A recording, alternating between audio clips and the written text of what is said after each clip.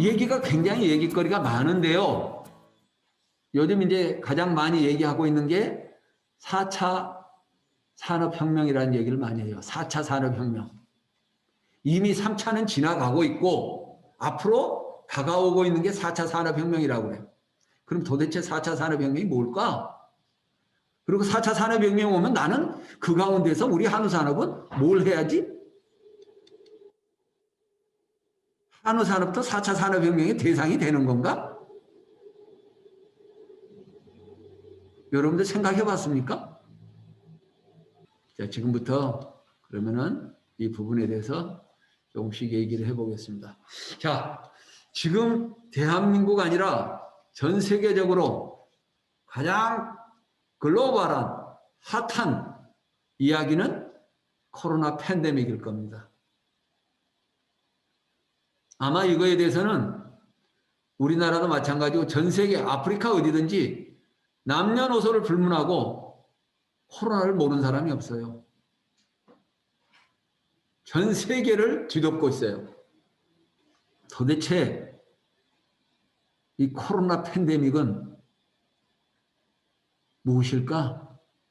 이걸 단순한 하나의 어떤 질병에 대한 사회적 병리 현상으로만 받아들일 것인가? 그러기에는 코로나 팬데믹이 너무나 큰 영향을 미치고 있는 거예요. 우리가 전혀 예측하지도 못한 영향을 미치고 있는 거예요. 가장 세계에서 예측할 수 있는 기술이 뛰어나고 경제가 발달해 있고 하는 미국도 여기에서는 예외가 아닙니다. 가장 큰 피해자가 지금 미국입니다. 그렇다면 우리가 이 4차 산업혁명 시대를 얘기하고 있었는데 갑자기 코로나 팬데믹이 생기면서 전혀 다른 시대로 진입을 해버린 거예요, 지금. 여기에 지금 많은 전 세계적인 사람들이 지금 반성을 하고 있는 거예요. 이게 뭐냐 도대체가. 그거에 대해서 오늘 좀 생각을 해보도록 하겠습니다. 그럼 한우산업은 코로나 팬데믹에서 그럼 어떤 산업으로 가야 되나 하는 것도 한번 여러분들이 생각을 해봤으면 좋겠습니다. 자, 내가 여기서 얘기를 써놨어요. 내가 알고 있는 세상, 모르고 있는 세상. 도대체 내가 태어나서 한 40년간 살면서 내가 알고 있는 건 도대체 뭘까? 모르고 있는 건 뭘까? 뭘 모르는지도 모르는 거예요. 뭘 알고 있는지도 모르고.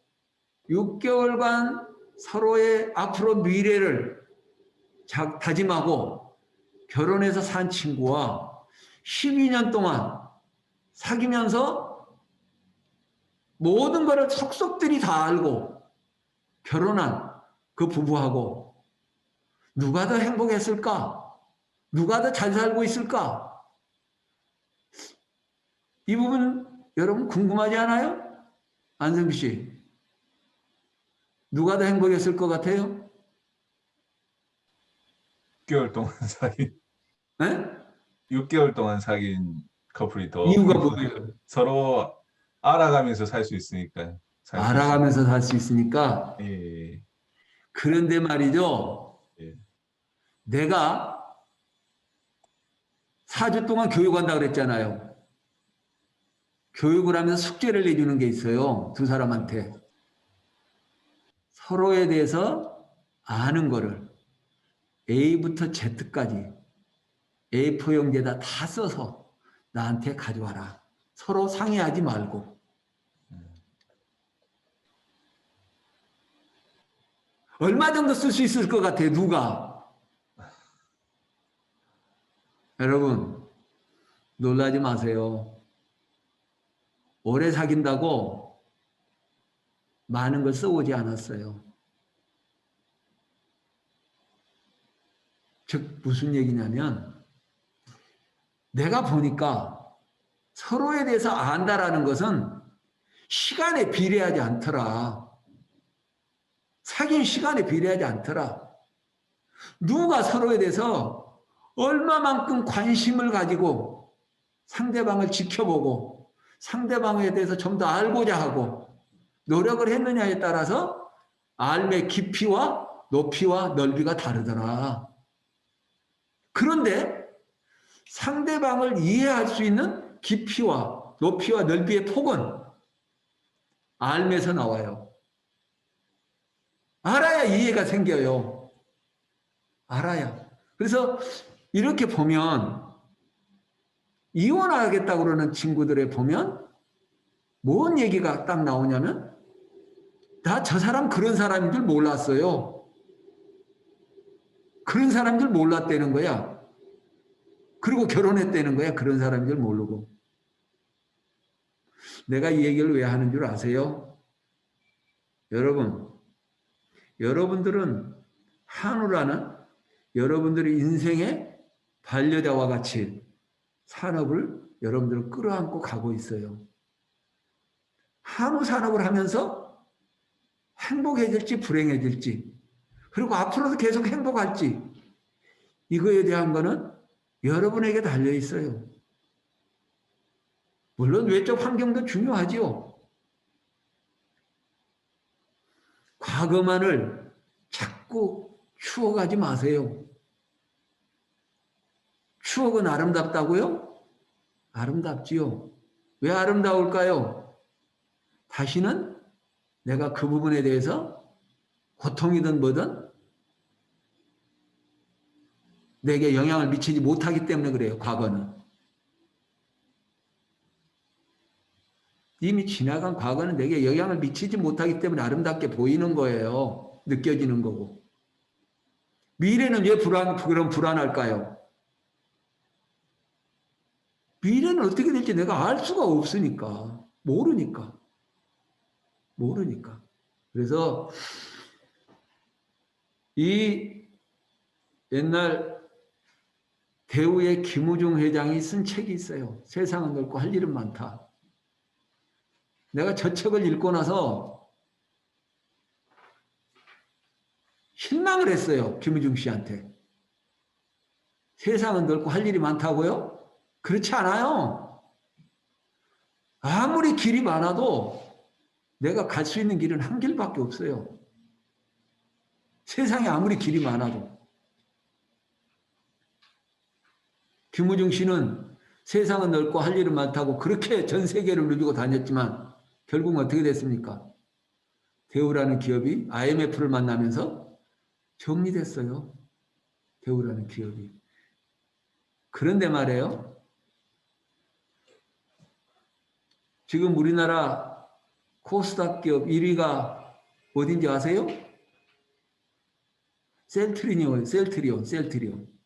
아세요? 셀트리온은 다 알 거예요. 이번에 저기 때문에. 셀트리온 서정진 회장이 그 대우자동차의 이사였어요. 임원. 우리 학교 나온 후배예요. 그런데 셀트리온의 이 김 회장이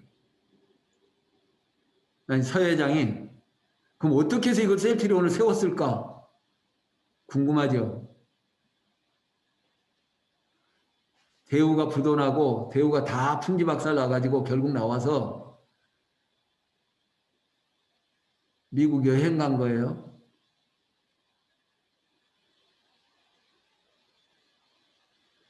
거기에서 학회에서 한마디.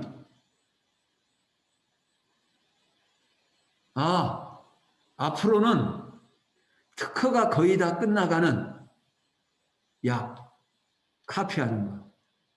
이게 큰 저기가 될 수 있다라고 하는 거에 대해서 띵 하고 한마디 맞은 거예요. 그리고 아무것도 없이 한국에 와서 그걸 해보겠다고 미국의 그 큰 기업의 회장이 날마다 찾아간 그 앞에다가 그 모텔 방 얻어놓고 누가 만나주겠어요, 그걸? 만나주겠어요? 무슨 자기가 뭐라고? 그러나 서정진 회장의 꿈은 누구도 막을 수가 없었어요. 원래 그 서정진 회장은 대우 자동차에 있었지만, 대우에 있었지만, 미생물공학과를 졸업했어요. 미공과를. 그래서 미생물, 이런 생물에 대해서 좀 관심이 있었어요. 알고 있었던 거예요. 대학 다닐 때 그랬기 때문에. 그 한마디에 한 번 그 생각의 전환점이 오늘의 셀트리온을 만든 거예요. 도저히 있을 수 없는 일을 서정진 회장이 이루어낸 거예요. 여러분들 한우산업에서 앞으로 이루고자 하는 게 뭡니까? 한번 잘 생각해 보세요. 나니 센트럴 서정진 회장처럼 돈을 많이 벌어서 저기 해라 그런 뜻이 아니에요. 내가 한 말은요. 세상은 넓고 할 일은 많다고 그러는데 도대체 내가 해야 될 일이 뭘까? 그리고 내가 지금 하고 있는 이 한우 산업은 정말 내가 할 일인가? 여기에 대한 어떤 소명감을 갖고 있는가? 한번 잘 생각해 보기 바랍니다. 그냥 아버지가 하던 거니까 또 기왕이 시작한 거니까 계속 할 수밖에 없다라는 그러한 어떤 마음으로 해서는 안 된다 한우 산업을 그 얘기하는 거예요. 그런 측면에서 여러분들하고 이 다보스 포럼 얘기를 조금 하고 지나갈까 합니다. 왜냐하면 나는 이 다보스 포럼이라는 거에 대해서 그렇게 여기다 목매 가지고 하지는 않아요. 그런데 이 다보스 포럼 자체가 갖고 있는 상징성이 있어요. 그래서 여러분들하고 이 다보스 포럼 얘기를 잠깐 나눠보려고 그래요. 여기에 대한 무슨 뭐 구체적인 저기보다도. 왜냐? 작년에 원래 이제 여러분들 12월 달에 가서 이거를 다보스 포럼 주제를 가지고 좀 얘기를 해보고 싶었던 거는 작년이 다보스 포럼이 만들어지고 나서 50주년 되는 해였어요. 50주년 되는 해. 그런데 다보스 포럼에는 미국 대통령을 비롯해서 전 세계의 정치 지도자, 또 경제 지도자, 내노라 하는 사람들이 다 모입니다. 거기에 다보스 포럼에. 즉 다시 말해서 이 전 세계를 움직이는 사람들의 모임이라고 생각하시면 돼요. 물론 이 다보스 포럼에 대해서 긍정적으로 얘기한 사람도 있고 부정적으로 얘기한 사람도 있어서 결국은 뭐냐? 그 돈 있는 사람들이 자기들끼리 거기서 고급 사교하는 거 아니냐? 고급 사교장 아니냐 거기가? 하고 그렇게 부정적으로 얘기한 사람도 있습니다. 그러나 어찌됐든 전 세계에 영향력 있는 사람들이 특히 경제계에 영향력 있는 사람들이 모여서 올해는 우리가 어떻게 가야 되는가 하는 어떤 주제를 가지고 이야기를 나눌 수 있다는 것은 저는 분명히 의미 있는 일이라고 생각을 해요. 마치 2차 세계대전이 만들어지고 나서 끝나고 나서 유엔을 우리가 만들었잖아요. 그래서 전 세계 국가가 어떤 전 세계 여러 가지 문제들을 거기서 모여가지고 그죠? 얘기를 하면서 전쟁을 막고 있잖아요. 지금처럼 오랫동안 이렇게 전 세계 전쟁이 없었던 때가 이렇게 없어요. 길게 이렇게 하던 때가. 조그만 국지전쟁은 있지만 전 세계대전으로 지금 가는 게. 그건 어떻게 보면 유엔이 지금 하고 있는 큰 기여라고 생각할 수가 있어요. 그런 측면에서 저는 이 다보스 포럼이 갖고 있는 상징적 의미가 있다. 이렇게 생각을 해요. 근데 작년에 이 다보스 포럼에서 7대 주제를 내놨어요. 근데 이제 이때 하고자 하는 가장 큰 얘기가 뭐냐면 지속 가능성, 그 다음에 조화, 하모니, 서스테이너빌리티하고 하모니를 얘기했어요. 근데 이 하모니가 지속 가능성은 여러분들이 얘기를 많이 들었을 거예요. 그렇죠? 지속 가능성. 그러니까 세계 경제가 이렇게 커 나가는데 과연 계속적으로 이렇게 세계 경제는 발전해 갈 수 있을 것인가? 인구는 증가하는데 어느 순간인가 폭발적인 어떤 저기가 돼서 세계 경제가 꽝 하고 터질 수도 있지 않는가? 그렇다면 이 세계 경제를 안정적으로 지속 가능하게 갖고 가기 위해서 우리는 뭘 해야 될까 지금 시점에? 근데 이런 얘기는 오래전부터 유엔에서 계속 해왔는데 특별히 작년에 다보스 포럼에서 하는 중요한 게 뭐냐면 지금까지 우리는 돈을 벌려고 하는 데 있어서 돈을 왜 벌어야지? 기업이? 그리고 누구를 위해서 돈을 벌어야지? 이 부분에 대해서 너무 일방적으로 우리는 돈을 벌었지 않느냐. 그게 무슨 말이냐면 기업이 철저하게 주주의 이익만을 대변하는 나머지 거를 싹 무시하고 어쨌든 간에 기업이 주주의 이익만을 위해서 CEO가 열심히 일을 하면 결국은 주주들은 그 기업이나 그 CEO를 지지하는 거죠. 왜? 자기 이익이 커지니까. 그렇게 한 거예요. 그런데 보니까 과연 앞으로 이런 게 계속 갈 수 있을까? 이 부분에서 얘기한 거예요. 야, 아니야. 앞으로는 주주 중심의 자본주의가 아니라 그 일을 통해서 관계되어 있는 다양한 모든 관계자들이 함께 잘 결합해서 조화를 이루어 가서 하는 그러한 자본주의 사회를 만들지 않으면 앞으로 안 될 것 같아. 그러니 우리 그러한 거를 해보자. 이게 이제 작년 다보스 포럼의 가장 큰 핵심적인 이야기예요. 어떤 특정한 집단, 특정한 이익을 대변하는 게 아니라 집단의 이익을 대변하는 게 아니라 거기에 관계되는 모든 이해관계자 당사자들이 좀 더 결속력을 강화하고 조화를 이루어서 지속 가능성을 만들어 가자. 이런 거예요. 그러기 위해서 우리가 한 7가지 정도에 대한 생각을 하자. 이렇게 한 겁니다. 그래서 첫 번째가 이칼러지. 지금 지구가 전체적으로 보면 거의 포화 상태다. 모든 면에서 조화가 깨졌다. 균형이 깨졌다. 그래서 어마어마한 지금 재앙들이 일어나고 있다. 여기저기 전 세계에 뭐 홍수가 일어나고 그 다음에 뭐 이렇게 산불이 일어나고 어마어마한 문제가 있다 이거야. 그러니 우리가 이대로 가서는 안 되겠다. 우리가 지구를 다시 한번 생각하자. 이런 이제 얘기들이 나오기 시작한 겁니다. 그래서 여기 지금 이제 작년에 이 부분에 대해서 중점적으로 좀 얘기가 있었어요. 그래서 어떻게 하면 지구를 살릴 건가? 지금 이거는 뭐 이건 우리나라뿐만 아니라 모든 나라가 그래서 이 기후 변화에 우리가 적극적으로 대응을 하고 그래서 친환경 연료를 만들어서 쓰고 자연 환경을 회복하자. 여기에 우리가 돈을 투자하자. 그러니까 이거는 당장의 경제적인 이익은 많지 않지만 우리가 여기에다가 지구 살리는 쪽에다가 투자를 하게 되면 나중에 우리 후손들까지도 계속적으로 지속 가능한 경제 성장을 만들어서 복지적인 지구가 될 수 있다. 그러니까 우리 지구 살리기 운동하자 하는 게 첫 번째입니다. 첫 번째고 그 다음에 두 번째는 이 사회와 일자리 문제입니다. 그동안 보면 우리나라도 마찬가지죠. 왜, 뭐 때문에 초등학교 때부터 그 엄청난 과외를 하고 학원을 다녀야 되고 그 다음에 입시 경쟁에 시달리고 엄청난 이 경쟁의 소용돌이 속에서 살아가고 있는데 결국은 뭐예요? 어떻게 하면 좋은 일자리를 얻고 어떻게 하면 좀 더 많은 돈을 벌 수 있을까? 월급을 받고 그잖아요. 그런 거 안 해요? 그것 때문에 좋은 대학 가려고 그러는 거잖아요. 좋은 대학 가기 위해서 그 엄청난 애들이 그런 요즘 얘기하잖아요. 우리는 가서 일반 근로자들만 혹사를 당하는 게 아니에요. 우리 지금 학생들도 혹사를 당하고 있는 거야. 새벽부터 시작해서 저녁 늦게까지. 이거 문제 있다.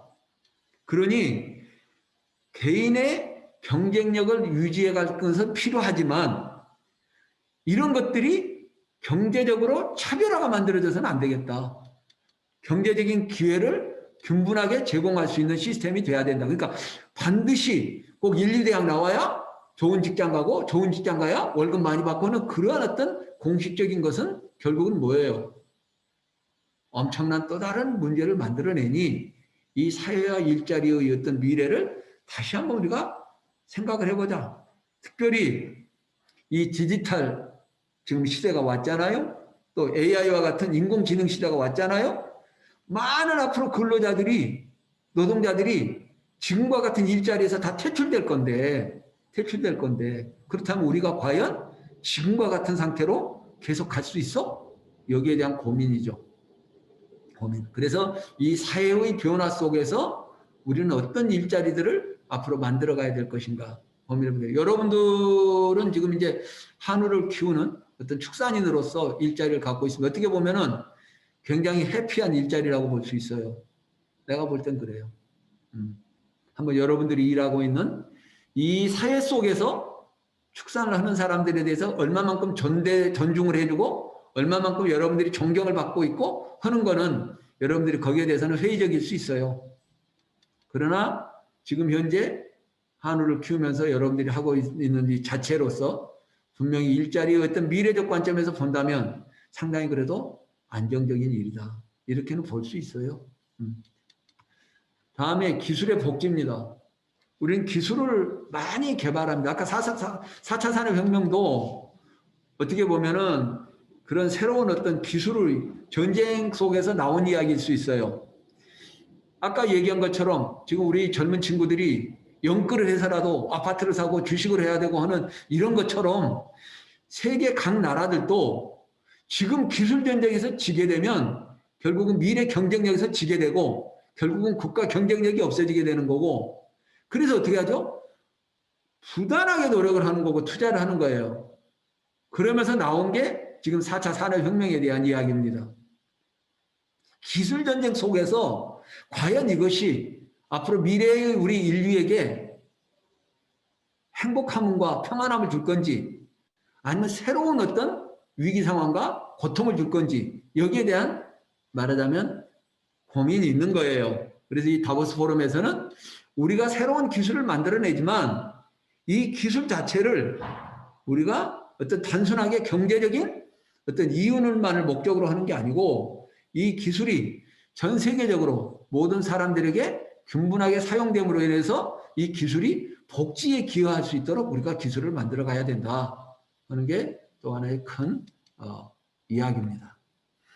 그 다음에 이제 경제 부분입니다. 사실은 우리가 그동안 아까 내가 말했어요. 자본주의에 대해서 자본주의 사회가 갖고 있는 어떤 여러 가지 문제점, 즉 다시 말해서 빈익빈 부익부, 불평등의 어떤 경제 이런 것들이 만들어지면서 결국은 상당히 세계적으로 많은 지금 문제를 일으키고 있는 거죠.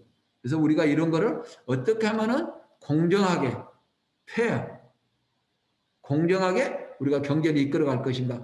지금도 미국하고 중국, 어떤 세계 경제대국의 두 나라인 미국과 중국은 끊임없이 불공정하다고 그 무역의 경제 형태가 그래서 상대방에게 보복 관세를 매기고 하면서 싸웁니다. 근데 이 두 나라가 싸우니까 어떻게 돼요? 전 세계 경제가 휘청거립니다. 전 세계 경제가 휘청거려요. 과연 어떻게 하면 장기적으로 좀 더 안정화된 지속가능한 경제사회를 구축해 나갈 것인가 하는 것들에 대한 좀 우리가 고민을 해야 되겠다. 그래서 공정경제를 얘기를 했습니다.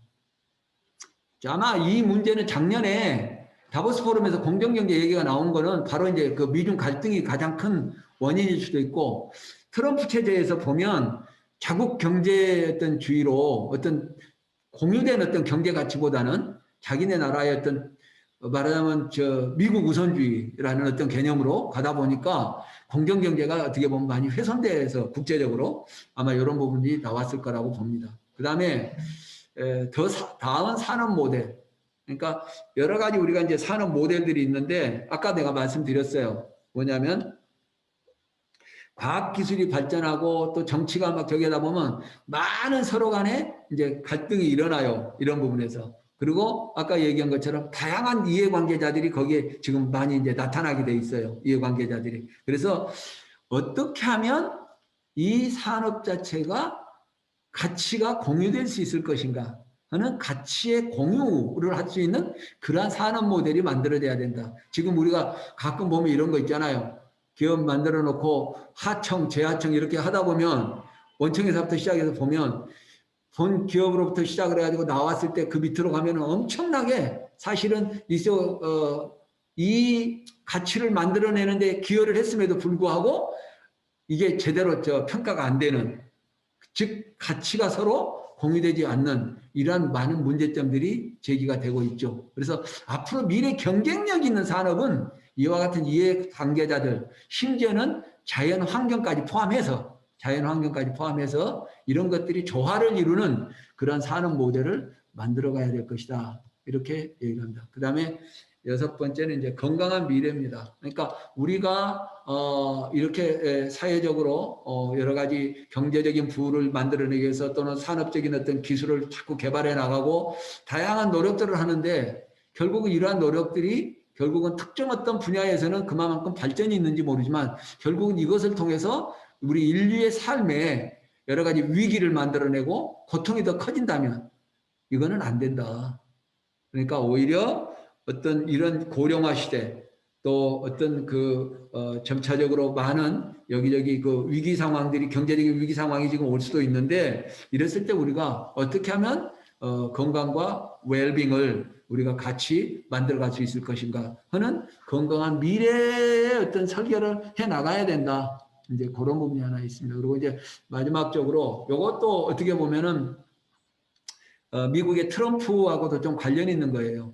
그러니까 옛날에 어떻게 보면은 이 세계의 이 경계, 즉 다시 말해서 각 국가별로 보면 이제 이렇게 경계선이 있대요. 지금 현재 우리 독도를 가지고도 일본하고 우리하고 계속적으로 서로 실갱이를 하고 있는데 이 지정학적인 경계는 어떻게 보면은 굉장히 그 나라의 어떤 존립 문제라든지 경제 문제라든지 생태계에 많은 영향을 미쳐요. 그런데 최근 들어와서 이와 같은 국가의 어떤 이런 또는 경제적인 블록을 만들죠. 요즘은 EU 경제 블록이라든지 아니면 미국의 아메리카 경제 여러 가지 블록을 만들어요. 근데 이러한 어떤 경계들을 우리가 만들어가고 있는데 이런 부분들이 어떻게 보면 상당히 전 세계적으로 봤을 때 그런 부분들은 불확실성을 더 키우고 전 세계적인 글로벌 경제의 성장을 떨어뜨릴 수가 있다. 그러니까 그러지 말고 다자간에 공조를 할 필요가 있다. 다자간 전체가 전 세계적으로. 그것이 어떻게 보면은 지구적 관점에서 봤을 때 오히려 이런 것에 훨씬 더 우리 지구의 미래를 위해서나 전 세계 인류의 미래를 위해서 바람직하다. 이렇게 7대 주제를 가지고 얘기를 했습니다. 과연 그럼 우리 하늘을 키우는 여러분들, 청년분과 여러분들은 방금 다보스 포럼의 세계적인 경제의 거두들 또 정치적인 지도자들이 모여서 이런 것들에 대해서 앞으로 지속 가능성과 미래의 어떤 그런 좀 더 끈끈한 조화를 이루기 위해서 우리 한 7가지 이런 화두를 가지고 한번 앞으로 우리가 얘기를 하고 해보자라고 얘기를 했는데 여러분들은 이런 부분들에 대해서 글로벌한 컨셉은 아니더라도 최소한도 한국에서 어떤 특정 산업, 한우 산업을 하는 입장에서 여러분들이 경영자로서, 매니저로서 나는 어떤 생각을 갖고 있는가 하는 것 정도는 여러분들도 사고의 정리를 할 필요가 있다. 왜? 아까 얘기한 것처럼 그거는 가치의 문제가 있기 때문에 그래요. 그래서 이 부분에 대해서 한우를 키우는 나의 입장에서 본다면 나는 지금 이런 부분들 꼭 아까 지정학적 경제하니까 무슨 국가 간의 문제만 있는 게 아니에요. 무슨 말인지 알겠습니까? 이걸 여러분들은 한우 산업에다가도 적용을 할 수 있는 거예요. 지금 얘기하고 있는 거 7가지가 전부 다. 이게 글로벌 컨셉으로서 다보스 포럼에서 나왔지만 한우 산업에 있는 여러분들 입장에서 이 7가지의 어떤 글로벌 컨셉을 나는 어떻게 나에게 적용해서 내 한우 산업을 해석하고 이끌어갈 것인가 하는 것들에 대한 고민이 필요하다고 생각해서 제가 이 다보스 포럼 10대 주제를 내놓은 겁니다.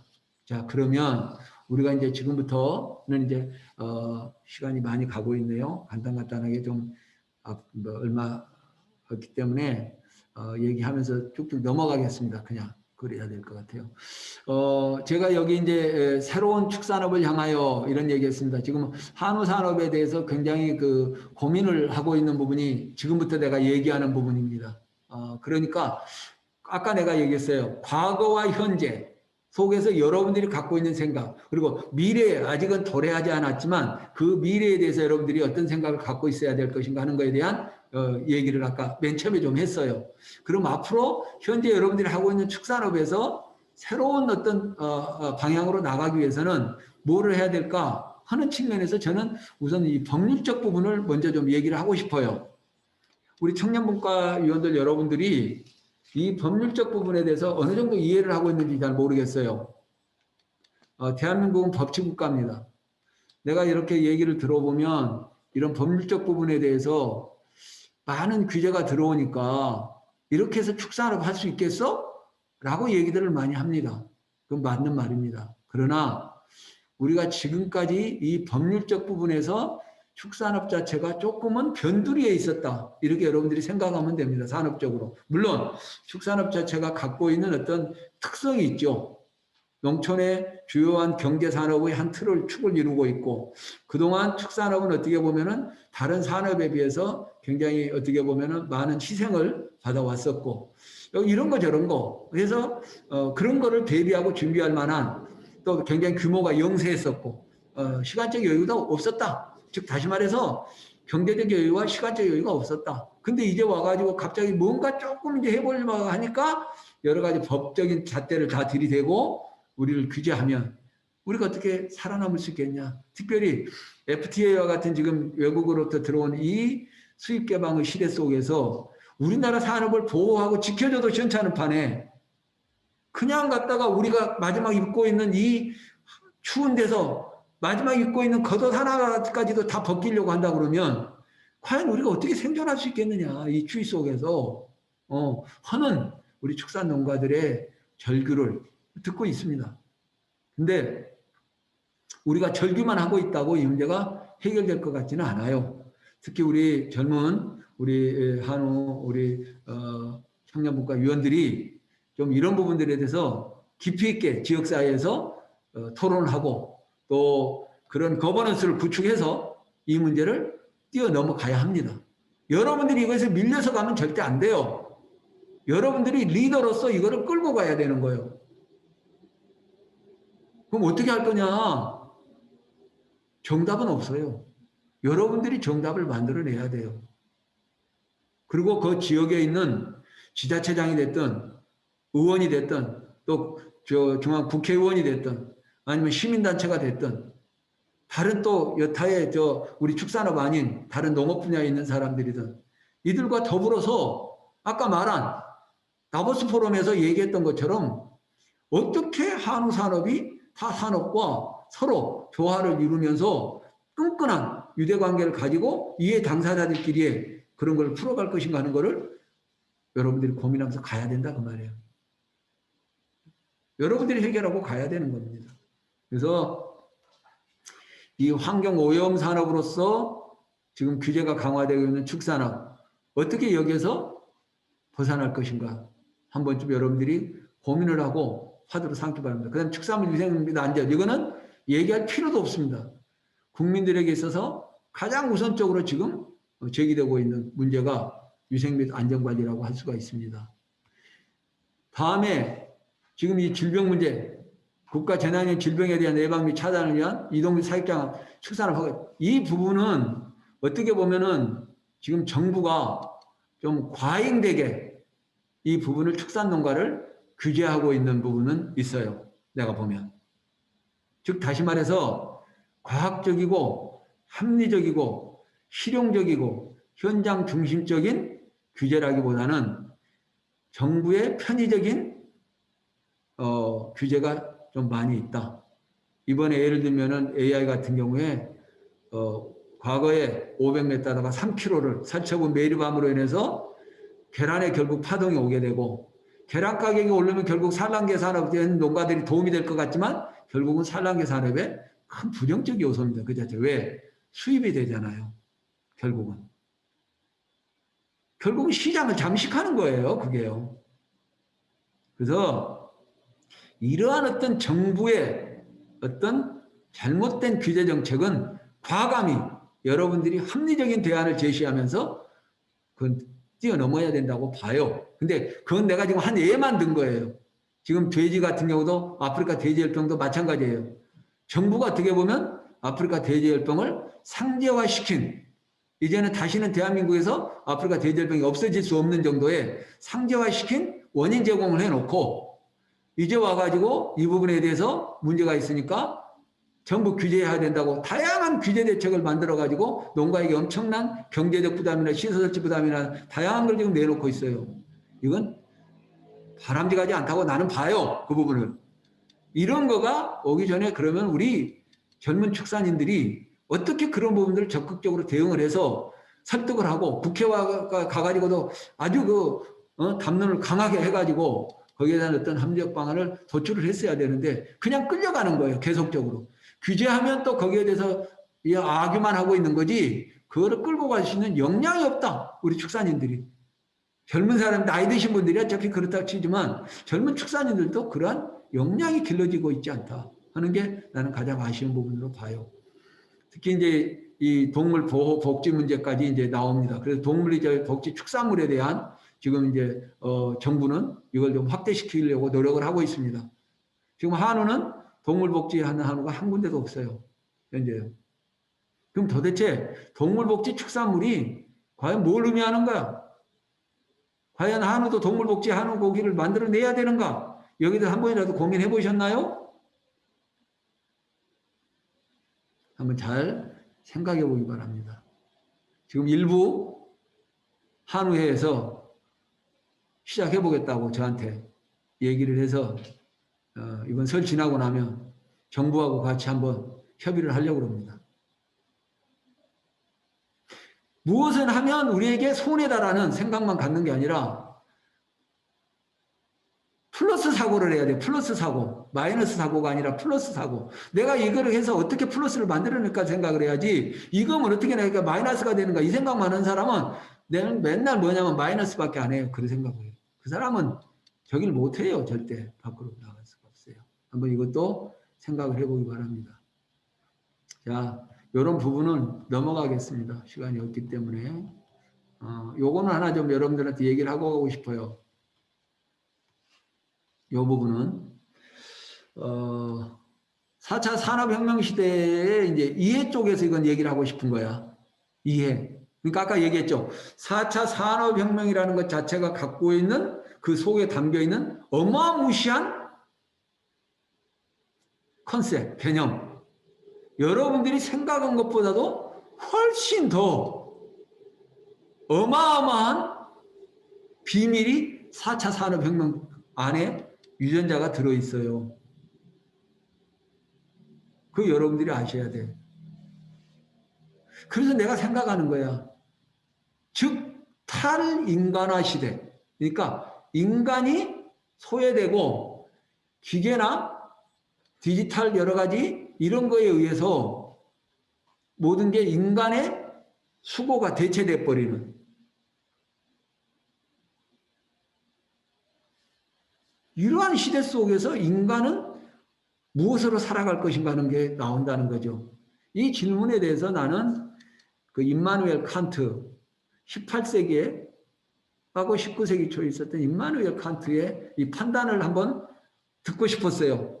그래서 불렀어요. 지금 뭐 나훈아 씨가 테스 형하고 부르던데 칸트 형하고 내가 불러본 거야. 임마누엘 칸트는 얘기한 거예요. 이성, 우리의 이성 있잖아요. 이성, 감성이 아니라 이성. 도대체 이성이라는 건 뭔가?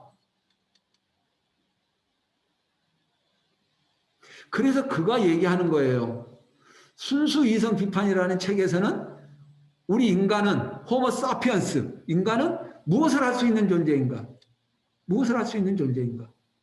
이거를 좀 이제 고민해보고 싶었던 거예요. 칸트는. 그 다음에 실천 이성 비판에서는 그러면 우리 인간은 무엇을 해야 하는가? 호모 사피엔스 인간은 이 지구에서 살아가는 인간은 무엇을 해야 하는가? 이거에 대해서 화두를 던진 거예요. 그리고 판단력 비판에서는 그렇다면 이러한 무엇을 할 수 있는가, 알 수 있는가, 무엇을 해야 하는가 했는데 그럼 우리는 무엇을 기대할 수 있는가? 우리 인간은 무엇을 기대할 수 있는가?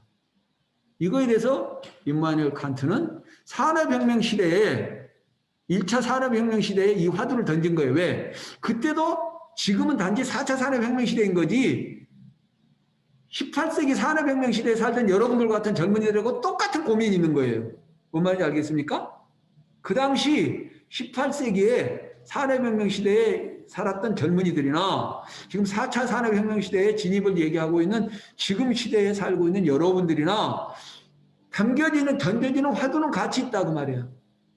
무엇을 알 수 있는가? 무엇을 해야 하는가? 무엇을 희망할 수 있는가? 똑같은 화두예요.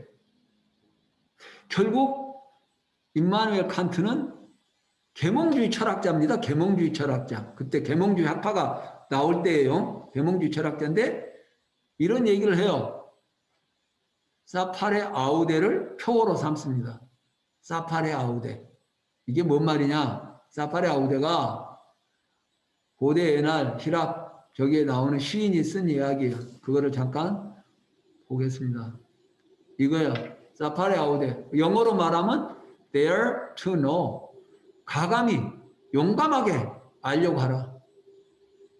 자꾸 나 모르는데 하고 뒤로 빠지지 마라. 적극적으로 되들어서 알려고 해라. 이게 말이죠. 1세기 때 나온 얘기, 1세기 때, 1세기. 여러분, 1세기, 1세기.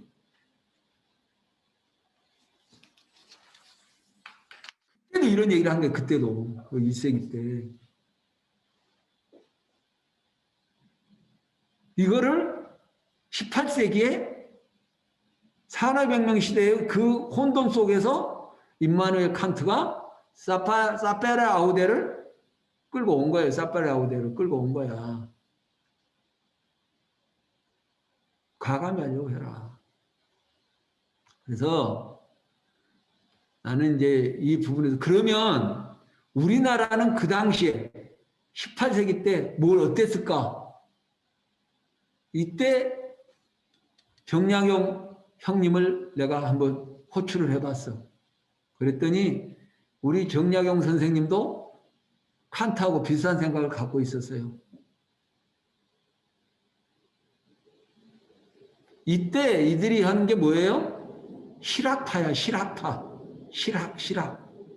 실사구시. 우리 다산 정약용 선생님은 그런 얘기를 해요. 학문과 기술은 인간에게 이로움을 줘야 한다. 인간에게 이로움을 줘야 한다.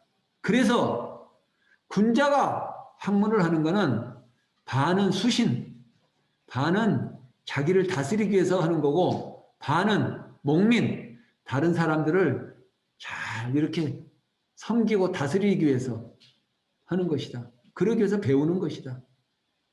그래서 아까 얘기한 그런 형이상학적 요소, 그 가치가 과학적으로 이걸 접근을 해본 거예요. 과학적으로. 그래서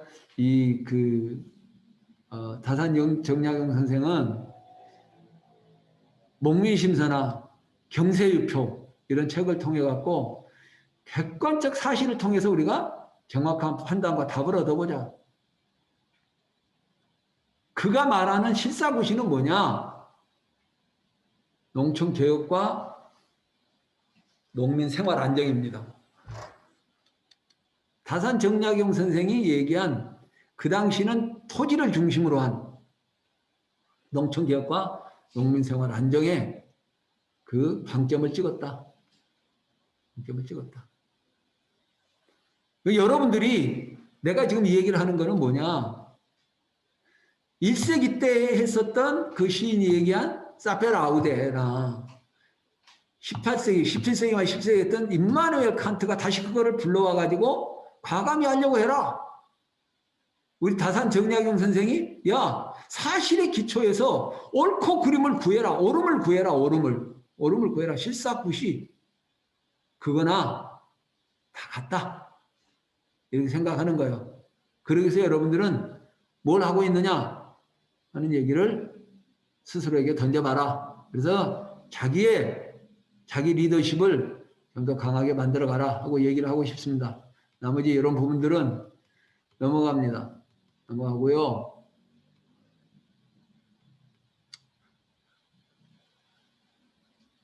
지금 환경과 코로나19와 한우 경제 이 부분에 대해서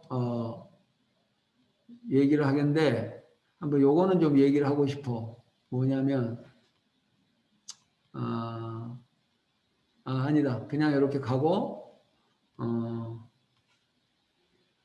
아까 그 얘기했던 그 우리가 지금까지 한우 산업을 해오면서 여러분들이 자화상을 한번 그려보기 바랍니다. 내가 아까 뭐 5년을 하든 10년을 하든 15년을 20년을 하든 한우 산업에 있는 나의 모습은 나는 뭔가. 그래서 나는 한우 산업을 왜 하는가? 지금같이 해가는 나의 한우 산업 지속 가능성은 있는가? 한우 산업을 통해서 나는 무엇을 실현하고자 하고 있는가?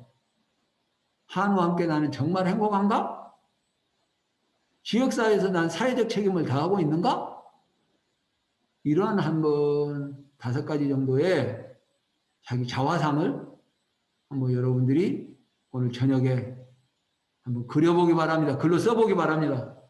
그걸 여러분들한테 제안드립니다. 그걸 좀 얘기하고 싶었고, 그 다음에 환경과 코로나19 한우 경제. 아까도 얘기했지만 사실은 지금 코로나19로 올해, 원래는 되게 1월 말하고 2월 초에 그 다보스 포럼이 열리거든요. 근데 올해는 이제 그 코로나 팬데믹 때문에 못했어요. 그 대신 다보스 아젠다 위크라고 해서 다보스의 아젠다를 해보는 줄을 설정해가지고 지난 1월 25일부터 29일까지 해서 여기 우리 문재인 대통령도 참석을 했죠. 다보스 포럼 그 아젠다 위크에. 그리고 이제 5월달 싱가포르에서 이제 개최를 예정하기로 했는데 작년도에 2020년에 세계 경제가 마이너스 4.4% 역성장을 했습니다. 우리 한국은 마이너스 1%로 그래도 잘 방어를 했다고 하지만 전 세계가 경제가 완전히 지금 현재 코로나19 팬데믹에서 확진자가 1억 600만 명이에요. 사망자가 233만 명이에요. 그러면 미국이 어느 정도냐? 미국의 확진자를 어제 알아보니까 2,760만 명이에요. 네? 거의 한 25%가 미국이에요. 사망자가 47만 5천 명. 네? 47만 5천 명. 여러분, 47만 5천 명이 어느 정도인지로 압니까? 그냥 비교적으로 얘기해 볼게. 미군이 한국전쟁에 와가지고 죽은 게 한 5만 4천 명 돼요.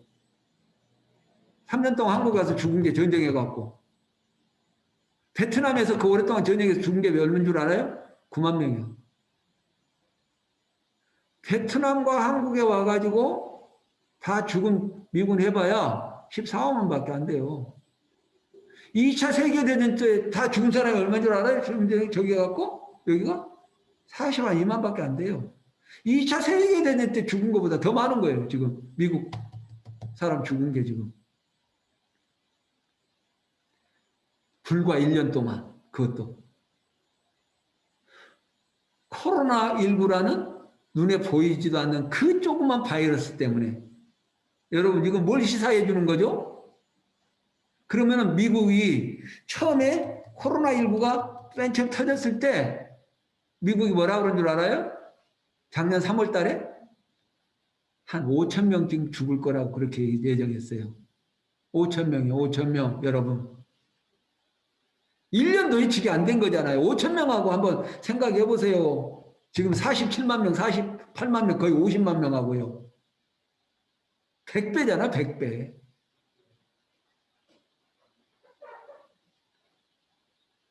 우리가 이 환경 문제를 가볍게 보면 안 됩니다.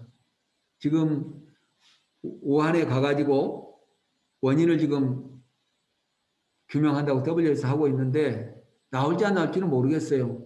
그러나 지금 현재 대강 그 원인이 뭐라는 거를 외부 사람들은 얘기하는데 물론 중국 학자들은 반대하지만 열애열에서 아마 나왔을 거라 하는 거는 지금 아마 발표를 할 것 같아요. 이유가 어디 있든 간에 우리가 지금 이와 같은 상황이 언제든지 또 재현될 수 있다. 그렇다면 우리는 앞으로 어떻게 앞으로 해나가야 될까? 특별히 동물과 주변 환경과 사람 그리고 거기에서 먹는 식품 이거를 우리가 어떻게 생각해야 될 것인가 고민해야 됩니다. 고민해야 돼요. 고민. 한우를 어떻게 키울 것인가? 한우에게는 뭘 먹일 것인가? 한우에게서 나오는 가축분열은 어떻게 해결해야 되는 것인가? 한우 고기는 어떤 게 건강하고 좋은 한우 고기인가? 고민해야 된단 말이에요, 고민. 그냥 원투 플러스 빠지 만들어내서 많이 만들어낸 게 한우 산업의 성공자가 아니고, 진정한 한우 산업의 성공자는 누구일까? 한번 생각해 보라는 거예요.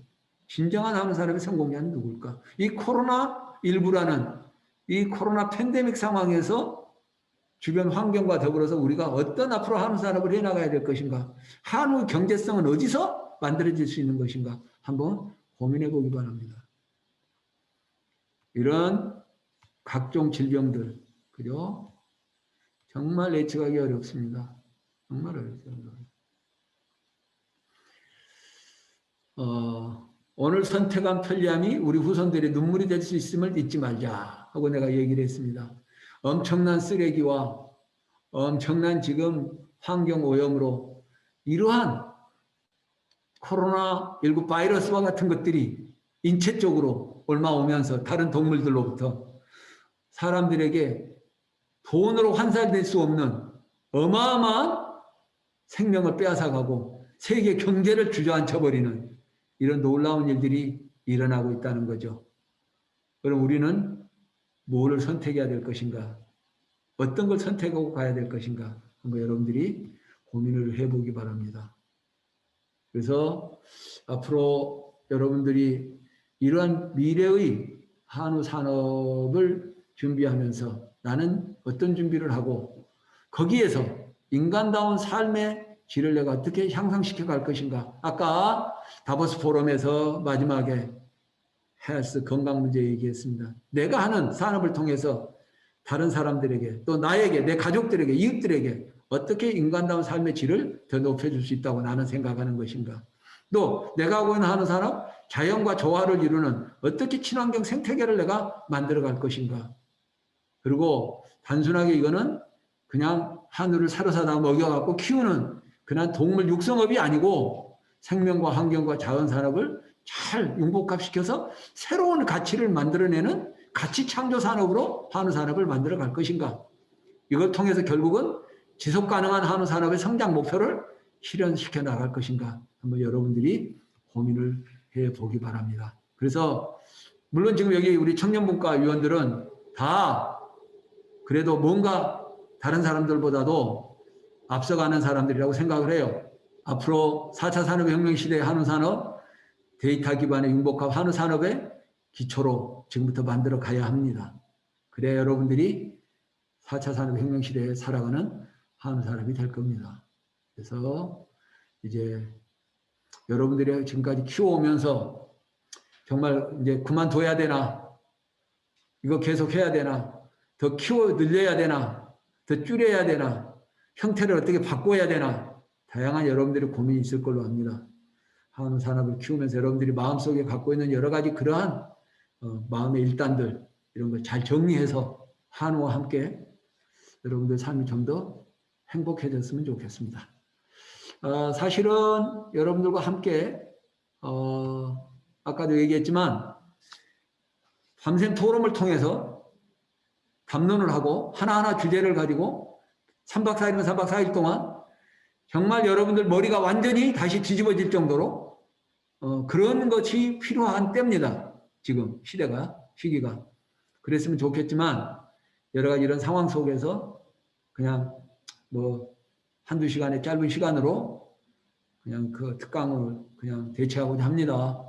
그래서 뭐 이것으로 끝이 아니고 여러분들 한 사람 한 사람 또 여러분들 지역사회에서 우리 청년분과 위원들을 통해 가지고 한우 산업이 새롭게 변화되고 사회에 새로운 가치를 창조해가는 그리고 국민들에게 행복과 삶의 질을 높여주는 그러한 산업으로 만들어갈 수 있는 그러한 계기가 되었으면 좋겠습니다. 자, 이제 내 강의를 마치고자 합니다. 자, 여러분들 이제 곧 며칠 있으면 설 명절입니다. 오늘은 토론을 않겠습니다. 그리고 이제 여러분들께서 앞으로 하고 있는 모든 일들을 잘 해서 정말 내가 한우 하기를 잘했다 하고 후회 없는 그런 계기가 됐습니다. 자, 이제 마지막으로 우리 김경민 씨한테 다시 돌아갑니다. 아까 맨 처음에 했는데. 장시간 얘기를 쭉 했는데 2002년에 송아지 2마리로 부모님이 키우면서 시작했던 한우 산업. 지금 이제 18년이 됐는데 앞으로 나의 한우 산업, 한우 유감, 아까 내가 마지막 써놨는데 지금까지 한우 키우면서 참 이거는 나한테 유감이었다. 그럼에도 불구하고 나는 앞으로 이렇게 갈 것이다 하는 다짐과 함께 오늘 강의를 마치려고 합니다. 예, 한 말씀 해주시죠. 네. 지금 이제 우리 한우 관련해가지고 가장 많이 나오는 얘기가 앞으로 한우 가격이 내려갈 것이다라는 그런 우려의 목소리가 많은 걸로 알고 있습니다. 저는 2012년, 13년도 한우 파동이 왔을 때 우리나라에 앞으로 다시는 한우 파동이 오지 않을 거다라고 얘기를 했었어요. 그 이후로는 겪어봤으니까 앞으로는 이제 거기에 대한 보완 장치가 마련이 되고 우리 한우인들이 살아갈 수 있는 길이 만들어질 것이다라고 생각을 했었는데 뭐 의외로 그와 반대로 뭐 환경 문제, 윤리적 문제 이런 여러 가지 문제, 법적인 잣대 이런 것들을 한우 산업에 자꾸 접목해 가까이 오게 되는 것들을 이런 것들이 되게 어쩌면 불안하기도 하고요. 앞으로 우리가 더 많이 생각하고 고민해 봐야 할 문제라고 생각합니다. 예. 우리 청년분과가 앞으로 이런 자리들을 다시 한 번, 두 번 더 계속해서 만들어가지고, 여러 가지 어떤 주제를 가지고 우리 젊은 사람들의 생각, 그리고 앞으로의 이제 가야 할 방향, 그런 것들을 제시를 해서 또 이 행정이 또 더 잘 갈 수 있도록 어떻게 이제 건의하고 또 제도나 정책을 이끌어낼 수 있는 그런 젊은 한우인들이 됐으면 좋겠습니다. 이상입니다. 아, 그래요. 우리 오늘 박수 치면서 마무리합시다. 예, 수고들 많았습니다. 자, 설명절도 잘 보내시고 나중에 건강한 모습으로 다시 뵙겠습니다. 자, 잘들 가세요. 예, 저녁 시간도 잘 보내시고. 예.